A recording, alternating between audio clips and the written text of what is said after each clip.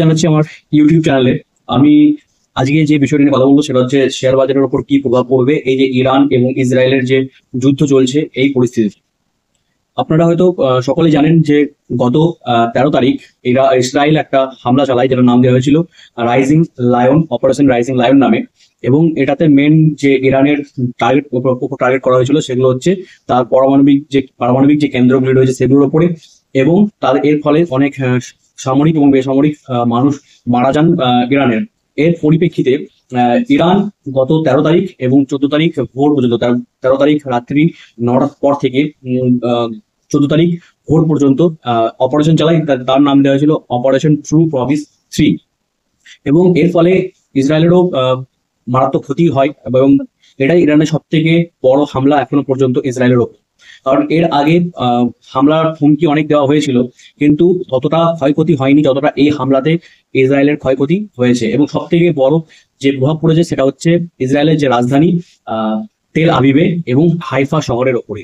তো সেই সম্পর্কে আপনারা অনেকে জানেন যে যুদ্ধ চলছে এবং বিভিন্ন সোশ্যাল মিডিয়া এবং ইউটিউব চ্যানেল থেকে আমরা সেই ইনফরমেশন গুলো পেয়েছেন। আমি এখানে শুধুমাত্র বলবো, এই যে ইরান আর ইসরায়েলের যে যুদ্ধ, এটা কি শুধুমাত্র মধ্যপ্রাচ্যের মধ্যেই সীমাবদ্ধ থাকবে, না এর প্রভাব ভারতের অর্থনীতিতেও পড়তে পারে। যেহেতু আপনারা দেখেছেন শুক্রবার যখন মার্কেটের যে কন্ডিশন বা অবস্থা ছিল, সেখান থেকে ধারণা করতে পেরেছেন যে না, শুধুমাত্র মধ্যপ্রাচ্যের মধ্যে নয়, এর প্রভাব আমাদের দেশের অর্থনীতিতেও পড়তে পারে। তো সেই বিষয়ে যদি কথা বলি, তাহলে প্রথমে যেটা আসছে যদি দেখেন যে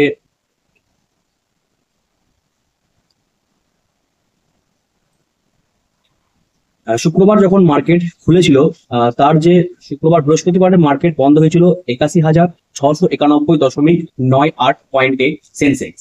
এবং সেখান থেকে নেমে মার্কেট গেছিল হচ্ছে 80,427.81 পর্যন্ত নেমেছিল মার্কেট।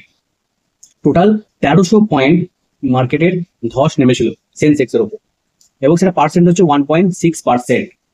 এরপর যেটা আছে নিফটি ফিফটি, যদি দেখেন নিফটি ফিফটি 24,473 পয়েন্ট নেমে এসেছিল শুক্রবার।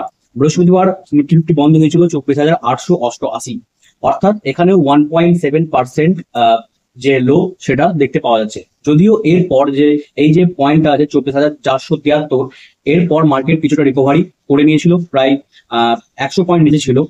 এবং সেন্সেক্স সেও অনেকটাই মার্কেটকে রিকভার করে ফেলেছিল পুরো দিনের মধ্যেই। যখন মার্কেট বন্ধ হয় শুক্রবার, তখন তার যে ক্লোজ হয় হচ্ছে 573 পয়েন্টে সেন্সেক্স, এবং পার্সেন্ট যেটা আগে ছিল 1.6% যেটা নেমেছিল, সেটা গিয়ে দাঁড়িয়েছিল 0.70%। এরপর নিফটি ফিফটি সেটাও 170 পয়েন্ট ডাউনে বন্ধ হয়, যেটা ছিল হচ্ছে 1.7% যেটা বন্ধ ছিল 24,473 থেকে প্রায় 400 পয়েন্ট নিচে ছিল। সেখান থেকে রিকভারি করে 170 পয়েন্টে নিচে মার্কেট বন্ধ হয়, এবং পার্সেন্টেজ 0.68, অর্থাৎ 1.7% লো থেকে কারেকশন করে সেটা 0.68 এসে মার্কেট বন্ধ হয়। অর্থাৎ কিছুটা রিকভারি দেখতে পাওয়া গেছিল ওই শুক্রবারের মধ্যেই। এরপর আসছে হচ্ছে, যদি আপনাকে এই ডেটাগুলো দেখাই আমি, তাহলে এখানে নিফটি ফিফটি দেখতে পাচ্ছেন, এটা একদিনের চার্ট। কোথা থেকে 24,526, সেখান থেকে মার্কেট উঠে ক্লোজ হয়েছে 24,736। তাহলে টোটাল 200 পয়েন্টের একটা রিকভারি দেখতে পাওয়া গেছিল, এবং মার্কেট দেখতে পাচ্ছেন 169 পয়েন্ট নিচে নেমেছিল শুক্রবার, এবং মার্কেট বন্ধ হয় 169 পয়েন্ট নিচে। এবং পার্সেন্ট যদি দেখেন সেটা 0.68% ডাউন, এবং মার্কেটের এখন যে ভ্যালু সেটা 24,718 শুক্রবার বন্ধ হয়েছিল। ঠিক সেরকম সেন্সেক্স যদি দেখেন, সেন্সেক্স এর ক্ষেত্রেও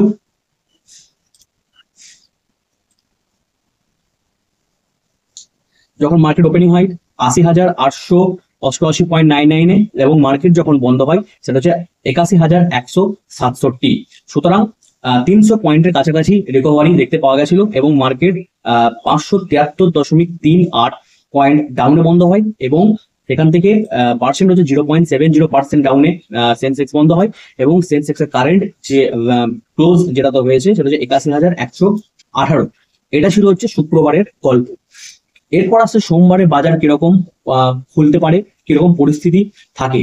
সুতরাং এই যে ইরান যে হামলা করলো ইসরায়েলের ওপর, ইসরায়েল কিন্তু হুমকি দিয়েছে প্রতিশোধ নেওয়ার, এবং আশা করি সেও হাল ছেড়ে দেবে না, সেও কিছু না কিছু বড় কিছু ঘটাবে ইরানের ওপর।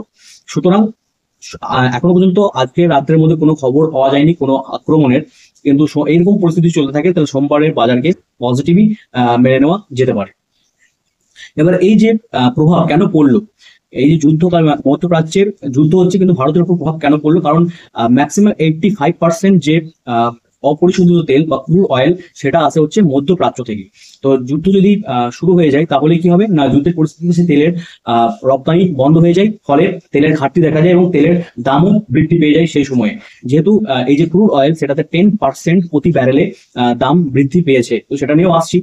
তো এখানে আমি ভাগ করেছি যে একটা why did the Indian stock market fall today, কি কারণের জন্য, সম্ভাব্য কারণ যেগুলো রয়েছে তার মধ্যে প্রথম আসছে যে Israel strikes Iran deals a blow to market sentiment, যেটা একটা মুখ্য কারণ যে ইসরায়েল এবং ইরানের মধ্যে যে যুদ্ধ পরিস্থিতি সেটা একটা, যেটা একটু আগে বললাম যে crude oil price surge over 10%, 10%-এর ওপর বৃদ্ধি পেয়েছে কাঁচা তেলের দাম।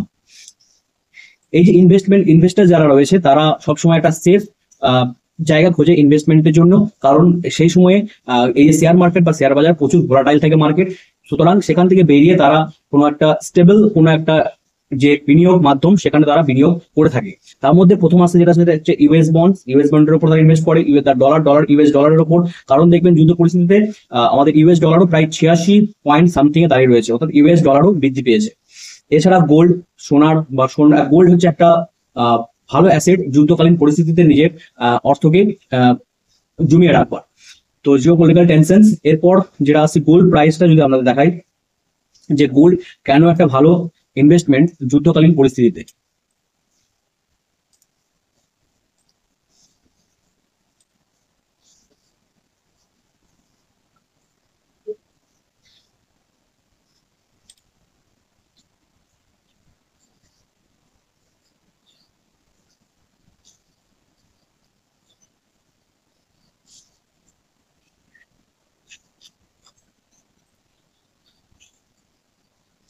বারো তারিখ থেকে যদি দেখেন, 12 তারিখের ডেটা, এটা 12 তারিখের ডেটা যদি দেখেন তাহলে সেখানে গোল্ড ডাউন হয়েছিল হচ্ছে 97,307 টাকা 40 পয়সা চলছিল, সেখান থেকে তার মার্কেট প্রাইস বেড়ে এখন দাঁড়িয়ে আছে হচ্ছে 1,03,14 টাকা।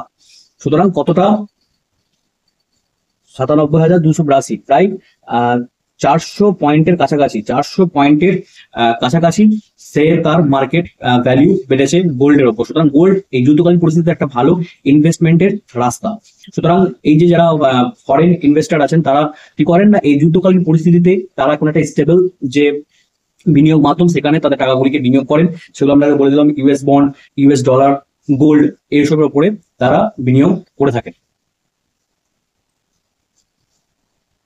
এই যেটা বললাম যে রুপি মানে হচ্ছে ভারতের যে মুদ্রা সেটা কিছুটা হালকা হয়েছে ইউএস ডলারের তুলনায়, সেটা হচ্ছে 73 পয়সা কমেছে, এবং এখন যেটা প্রাইস চলছে ডলারের, dollar to Indian rupee index 86.25, যথেষ্ট বৃদ্ধি পেয়েছে। সেই কারণের জন্য একটা বড় কারণ যে কেন ইন্ডিয়ান মার্কেট বা এই শেয়ার বাজার কিছুটা নেমেছে। তাহলে এই যে পরিস্থিতি, এরকম পরিস্থিতিতে কি করা উচিত? প্রথমত হচ্ছে এই সময়ে যুদ্ধকালীন পরিস্থিতিতে মার্কেট প্রচুর ভোলাটাইল থাকে, কখনো দেখবেন মার্কেট নেমে যাচ্ছে, কখনো যেরকম বললাম যে এই সময় যখন মার্কেট শুক্রবারে যে মার্কেটটা ছিল সেই সময় যুদ্ধকালীন পরিস্থিতিতে যদি কেউ অপশন ট্রেডিং করে যদি পুটও ধরে রাখতেন তাহলে মার্কেট একটা রেঞ্জের মধ্যে ছিল, মানে নিউট্রাল পজিশনে ছিল, সুতরাং সেখান থেকে তাদের লস হওয়ার সম্ভাবনাও ছিল। সুতরাং এই ভোলাটাইল কন্ডিশন গুলো থেকে ফিউচার অপশন যদি কেউ করে থাকেন তাদের একটু দূরে থাকাই দরকার। কিন্তু যারা ডেলিভারি বা লং টার্মের জন্য ইনভেস্টমেন্ট করেন তাদের ক্ষেত্রে যুদ্ধ হোক আর যাই হোক পরিস্থিতি সবসময় নিউট্রালি থাকে, কারণ লং টার্ম যারা ইনভেস্টমেন্ট করছেন মার্কেট যদি ডাউন হয় আপনার একটা গ্রেট অপরচুনিটি ডিপে বাই করবার, এবং ডিপে বাই করে আপনি হোল্ড করে রাখলেন, এবং পরবর্তীতে সেটা যদি যুদ্ধকালীন পরিস্থিতি যখন ঠান্ডা হবে এবং মার্কেট যখন সেটাকে হজম করে নেবে যুদ্ধের পরিস্থিতিটাকে, তখন সেখান থেকে আবার একটা ভালো রিটার্ন পেতে পারেন। তো সুতরাং আপনারা যারা লং টার্মের জন্য ইনভেস্টমেন্ট করছেন তারা তাদের ইনভেস্টমেন্ট কন্টিনিউ করে যান, এসআইপি যারা করছেন তাদের এসআইপি কন্টিনিউ করে যান, কারণ যুদ্ধ তো সবসময় চলবে না, বা যুদ্ধ যদি চলতে থাকে তাহলে মার্কেট সেটাকে কিছুটা হজম করে নিতেও পারে, হজম করে নেবে। সুতরাং যেরকম ভারত পাকিস্তান যুদ্ধের ক্ষেত্রেও দেখতে পেয়েছিলেন যে মার্কেট নেমেছিল কিন্তু তারপর থেকে মার্কেট আর সেরকম ওটার উপর রিয়াক্ট করেনি, এবং ঠিক যেরকম রাশিয়া ইউক্রেনের যুদ্ধের সময়ও প্রথম যখন যুদ্ধ তাদের বেঁধেছিল তখন যে মার্কেট যেরকম রিয়াক্ট করতো তাদের যুদ্ধের উপর, এখন মার্কেটে সেরকম কোনো অতটা ভোলাটাইল কন্ডিশন দেখতে পাওয়া যায় না। তাহলে সেফ সাইডে ইনভেস্টমেন্ট করতে থাকুন। বিভিন্ন যে ভালো ভালো স্টক, এটা একটা অপরচুনিটি, গ্রেট অপরচুনিটি এই মুমেন্টে, যে ভালো ভালো স্টক গুলোকে কম দামে কিনে রাখবার এবং সেগুলোকে হোল্ড করে রাখবার। তাহলে বুঝতে পারলেন যে এই যে ইরান এবং ইসরায়েলের যে যুদ্ধ, তার ফলে ভারতের অর্থনীতিতে কিরকম প্রভাব পড়তে পারে। এই যে বললাম যে ক্রুড অয়েল বা এই যে কাঁচা তেলের দাম বৃদ্ধি পাচ্ছে, এর ফলে কি হবে না, ভারতের যে পরিশোধিত তেল হচ্ছে সেগুলোর পরে দামও বৃদ্ধি পাবে।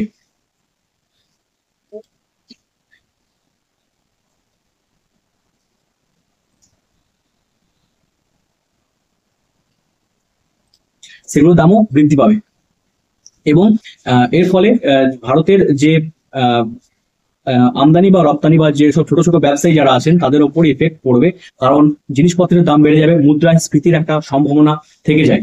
সে কারণের জন্য মধ্যপ্রাচ্যের যুদ্ধের ক্ষেত্রে ভারতের মধ্যে প্রভাব পড়তে পারে, যেহেতু 85% যে অপরিশোধিত তেল সেটা মধ্যপ্রাচ্য থেকে ভারতে আসে।